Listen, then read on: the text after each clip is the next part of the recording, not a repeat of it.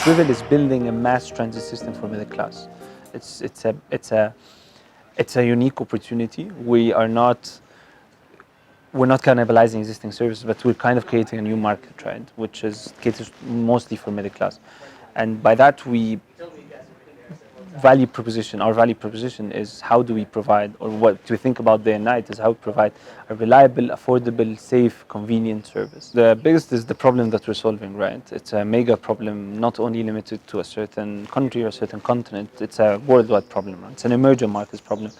It's a completely uncharted territory. So it's a space that has been traditionally limited to governments, and governments have done quite a lot, but still there's so much room for improvement, right? So we look for cities that are suffering the most from this problem, right? So a typical city of SWVL would be an emerging market city that have mega population, that have broken public transit, that have a tech-savvy population, all of which we found in emerging markets, right? So for us, this is kind of where our area of interest. Being an African startup and being built out of Egypt, and we see Africa as kind of the natural extension for SWVL, right? There's certain kind of personal pride in becoming the first African or the second African unicorn after Jumia, and this is something that we really want to bring to the African continent, and we really kind of have this as our duty. We see this as our duty. So we choose cities based on there's financial aspects to it, of course, like business aspects of it, which I mentioned, but there's also this very personal kind of dream or aspect of it, which we want to build the first or the second, one of the very few unicorns out of the continent, right? So you can see in countries across the entire continent that the government, for example, in a country like Egypt, for example, have done a great job building a mass transit system, but the exploding population of the country it's very hard to cope with it, right? So I think all tech companies have been realizing the opportunity of this mega population that exists that doesn't have a reliable, convenient, and safe kind of way to commute. We both have a common goal, which is getting you from A to B in the most reliable, affordable, convenient way, right? So regardless of how it happens, both of us have this common goal, and we want to serve you, kind of the customer, in the end. So I think the government has tried. The governments in general have been trying, but I think the private sector brings in the technology, the required optimizations, that required data science efforts that are needed to build profitable mass transit systems. So that's why I'm saying that the government and the private sector have to work in tandem to kind of make even the government public transportation profitable, so we're able to serve more and more customers. So in the near future is Lagos, of course. It's a mega population, huge market, completely underserved as well, and we see there's a huge opportunity in Lagos. We're looking at Johannesburg as well. We're looking at a few other cities in Africa, Abidjan, Addis Ababa, etc. So we firmly believe in the African continent, and we believe that we, being local in the African continent, have such a huge product market fit when it comes to price, when it comes to reliability, when it comes.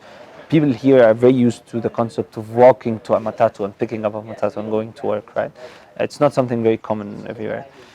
So we see that all of these factors together, as well as these very personal factors, which we want to kind of have this pride in the continent, we see that we really want to double down in Africa, and we'll keep kind of investing in the continent, I'd say.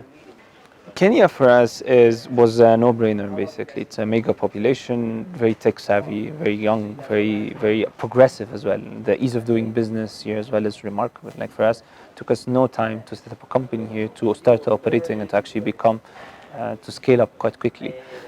So we see that the Kenyans in general are very innovative people, are very progressive people, who are very eager to use technology in their everyday life. Even compared to everywhere we've seen, right? Kenya is quite special in that sense.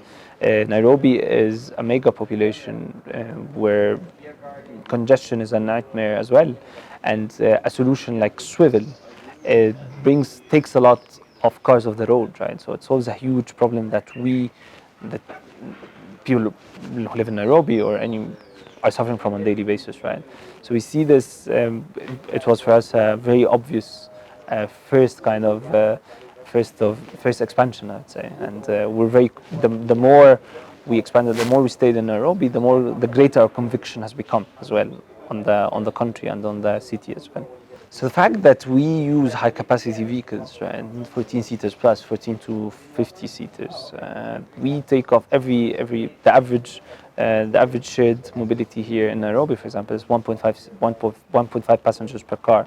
So that means there are a lot of vacant space in cars around the city, right? And that's why you see the congestion, right?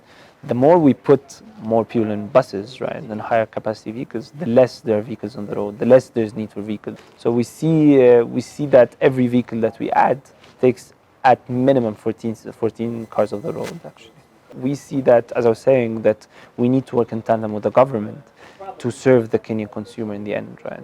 So having a BRT, having other players introducing some solutions to the Kenyan, to Nairobi, only makes the problem only solves the problem, right? Which is our end goal. We pledge to bring as much much vehicles on the road. We pledge on investing and creating awareness, etc. All of which directly or indirectly create jobs, right? So we see we're committed to investing this amount of money over the next 12 to 18 months, basically, and we'll continue doubling down and investing more along the years as well.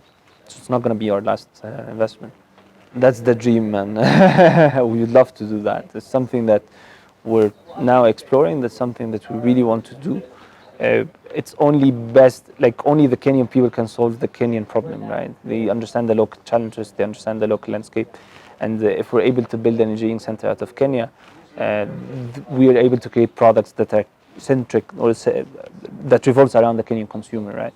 We see Kenya as the launchpad for the rest of Africa as well, which we're very committed to. So definitely something as building up an engineering center here is definitely something that on top of our mind, that's something that we really are thinking of and something that potentially you could invest more money actually doing here. For us, we try to stay as customer focused as possible, customer obsessed as possible, and create a product that the customers love, that the customers talk about, that the customer actually push themselves rather than us pushing actually. So we welcome that. We welcome even more companies, and we see that more companies should come and invest more in the mass transit systems in Kenya. So what we have achieved in Nairobi in 6 months, we achieved in Cairo in 2 years. So it's yeah. So Nairobi is our fastest growth market. It's definitely it's now our second biggest city, and with no sign of slowing down, basically. So we see that we'll continue growing much farther than we even expected, that we even thought could be, and that's why I'm saying that it has a huge potential to become our launchpad for Africa, right? And replicating what we've done here across the rest of the continent. I think the technology itself, I think, kind of adds a lot of value, right, to the entire value chain. However, we firmly believe in our captains, and we firmly believe in the personal interaction, right? We firmly believe that you should come on SWVL and see a captain who greets you, who gets you in, who treats you very well, and this personal interaction really counts. We see that it's our duty to create as much jobs as possible as well, right? We see that we want to solve, of course, the mass transit problem, right? We want to solve the commuting problem, but along the way, we want to create jobs. We have a huge social side to what we're doing, right? And we pledge to that. So definitely the technology in itself is super promising, but it's definitely something that in the future we'll definitely be using as well. But now our focus is two things: is our customer and our captain. How do we provide our captain, who are who's also our customer, right, with the best experience possible? How do we create as much jobs as possible, and how all of that comes back to the economy basically as an investment to kind of So it's two problems, right? How do you provide an accurate ETA? So how do you learn along the way that this, for example, on the 10th of September or the 15th of September, schools start, so usually it's more packed, right? So how do you build this kind of intelligence, and how can you build a system that can learn on its own and develop on its own and become more and more accurate? So that's part of it. And there's, of course, the human element to it. So how do you make sure that the assets that you don't own, that your captains show up on time, etc. So building the systems, both are problems that can be solved with the technology, that's one. And so how do you kind of predict that this captain is going to back out from a certain trip, or is not going to show up, or is going to be a later trip? And how do you build kind of an ambulance-like backup system, backup vehicle system on top of the existing network. So in the end, you as a consumer, you don't feel it even if a bus is late or if a bus is not going to show up. There's always a backup vehicle close by that comes and picks you up and takes you where you're going. Basically, I think there are the two big rooms for two big opportunities. I'd say now. I think one on the short distance commute and one on the long distance commute.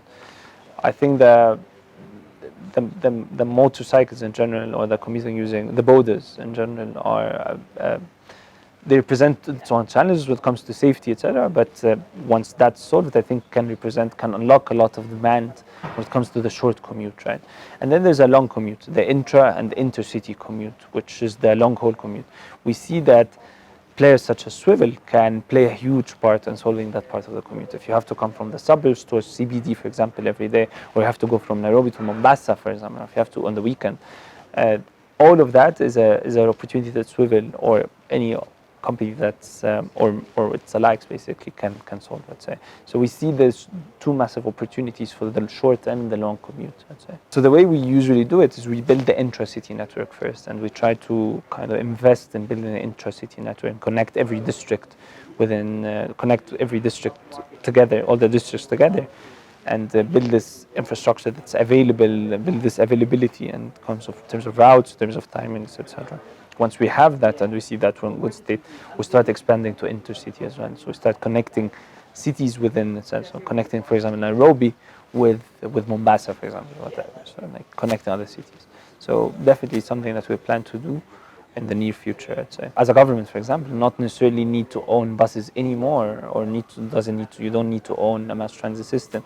Have a perfectly planned, demand responsive kind of network, public transportation network, that you don't need to invest in heavily, right?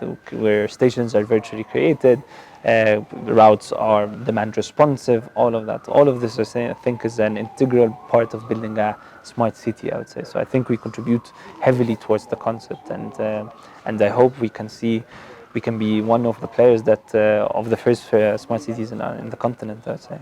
We would be honored, definitely. I think if we were given the opportunity, we would do everything it takes to make use of it. We're trying to reach out to the government. We're trying to find ways to work together. We're trying to find as many ways as possible so we can help, and we lift off this burden off their shoulders. So whenever opportunity represents itself to work with the government, we will not hesitate one bit to take it.